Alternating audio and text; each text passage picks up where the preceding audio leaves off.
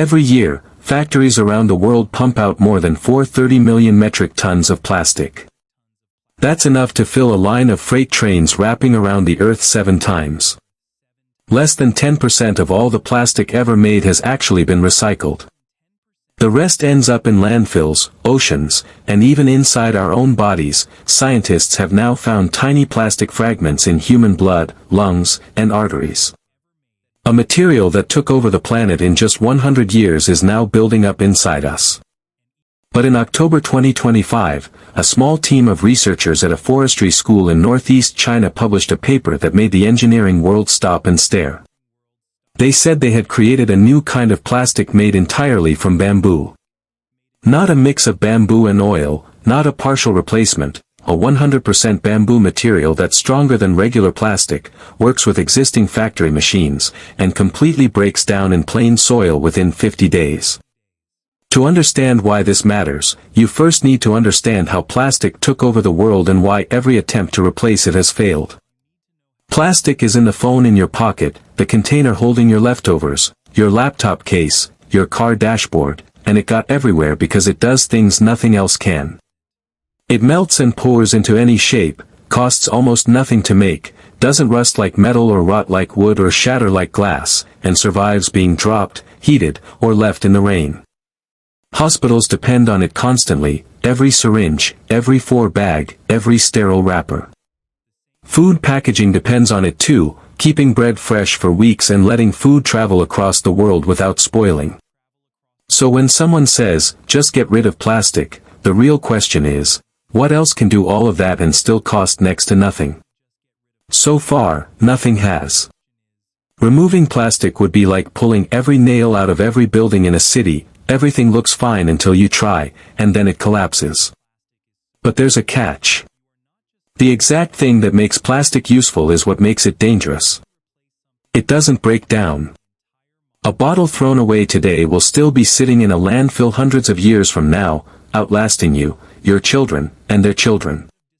Instead of disappearing, it breaks into tinier and tinier pieces, small enough to get into rivers, soil, and now, as scientists are discovering, into the bodies of living creatures. Fish swallow it, birds eat it, humans breathe it in or consume it through food and water, and nobody fully understands what that means for our health yet. This isn't just about being kind to the planet anymore.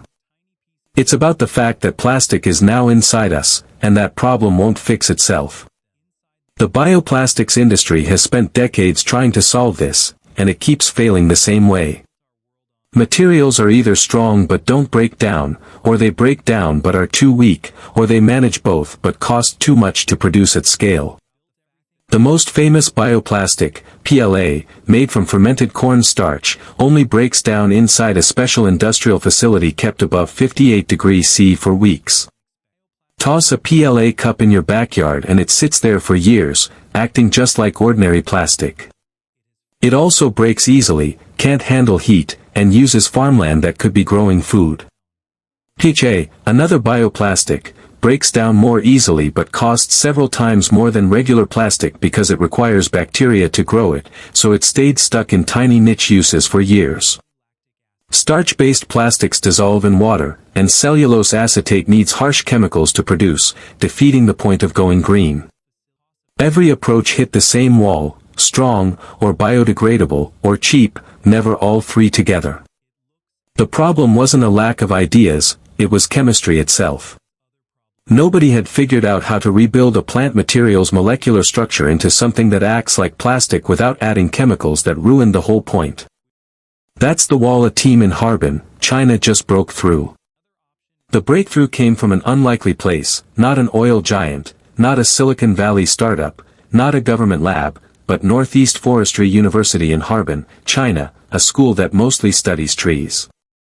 The lead researchers were Haiping Wu and Dawei Zhao, working with a team at Shenyang University of Chemical Technology. They tackled bamboo, a material most scientists had given up on. Bamboo's strength comes from cellulose, locked together by extremely strong hydrogen bonds that let a bamboo stalk stand tall in strong winds. Those same bonds make bamboo nearly impossible to reshape, force it into a new form and it snaps instead of bending. Earlier attempts at bamboo plastic just mixed ground bamboo fibers with regular plastic glue, producing something half bamboo, half oil, not a true replacement, and something that still didn't break down in nature. Wu and Zhao did something different. They turned bamboo into plastic instead of mixing it with plastic, using two simple steps. First, they soaked bamboo's cellulose in a liquid made from zinc chloride and formic acid, which loosens the hydrogen bonds without damaging the molecules themselves, like untying knots in a fishing net while keeping the net intact. Second, they added ethanol, which guides the loosened cellulose molecules to reconnect in a new, even stronger arrangement. The result looks and acts like regular plastic but is made 100% from molecules already inside the bamboo, no plastic glue, no oil-based chemicals, no toxic waste. They named it BM plastic, short for bamboo molecular plastic. The numbers are what actually shocked engineers. BM plastic withstands a pulling force of 110 megapascals, roughly twice as strong as PLA and stronger than high-impact polystyrene, getting close to the strength of certain steel and aluminum alloys used in cars and planes. It resists bending with a score of 6.41 gigapascals, beating ABS plastic, the material used in car dashboards and Lego bricks. It holds its shape above 180 degrees C, survived 7 straight days in 100 degrees C heat without cracking, and shrugged off strong acid with zero surface damage, conditions that would warp and destroy a PLA cup. It also absorbs a lot of energy before breaking, scoring 80 kilojoules per cubic meter, meaning it can take a real hit without shattering, useful for car parts, phone cases, and tool handles.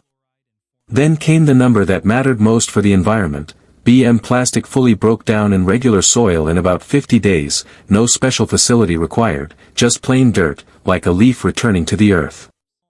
And when researchers recycled it using the same liquid process, the recycled material kept about 90% of its original strength. Regular plastic weakens every time it's recycled, which is why it usually ends up in low-value products like park benches, but BM plastic can be recycled repeatedly and stay nearly as strong as new. The team published all of this openly in Nature Communications, sharing every test result for the world to verify.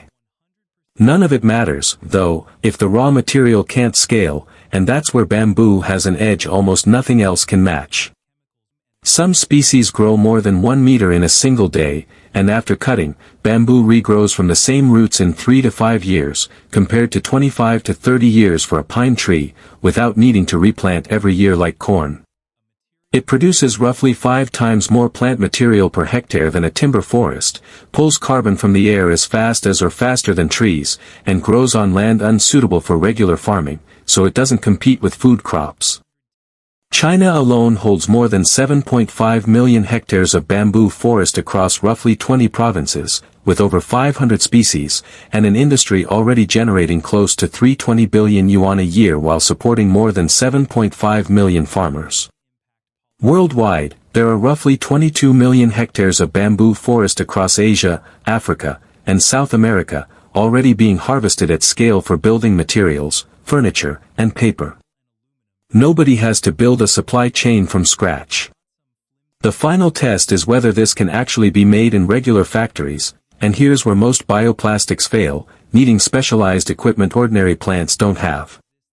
BM plastic runs through standard injection molding machines, the same process used for most plastic products in the world. Researchers proved it by making lampshades, gears, packaging, and decorations, all on unmodified existing machines. The process also runs at room temperature, avoiding the huge ovens and industrial heaters that make regular plastic production expensive. The chemicals involved, zinc chloride and formic acid, are cheap and common, and the ethanol gets collected and reused. Researchers estimate production costs around $2,300 per ton, versus about $1,200 per ton for regular plastic, nearly double.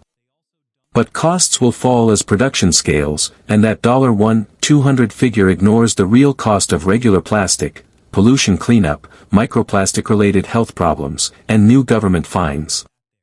One study estimates the true cost of ordinary plastic could hit $2,400 per ton by 2040. The response has already started. China launched a plan to replace plastic with bamboo in 2022, followed by a 3-year action plan in 2023. Bamboo fiber tableware exports rose 35% in 2025. Bamboo pipes are replacing steel and cement in city infrastructure, and a bamboo drone has even flown, with bamboo making up 25% of its body, weighing 20% less than carbon fiber and costing about a quarter as much. Meanwhile, global plastics treaty talks fell apart in 2024, with countries unable to agree on cutting production. The message is clear: whoever builds the replacement first owns the market. Real challenges remain. BM plastic is rigid, great for solid parts but not flexible wrap or thin bags, and it still needs to reliably last for years before breaking down after disposal. Scaling from a lab to millions of tons will take time and money. But no bioplastic before this has combined this level of strength, this kind of biodegradability, this recyclability, this ease of manufacturing, and this scale of raw supply all in one package. The world took 100 years to build its dependence on plastic, and it won't vanish overnight. But for the first time, there's a material offering better performance and better sustainability at once, not a compromise, an upgrade. That's what real change looks like.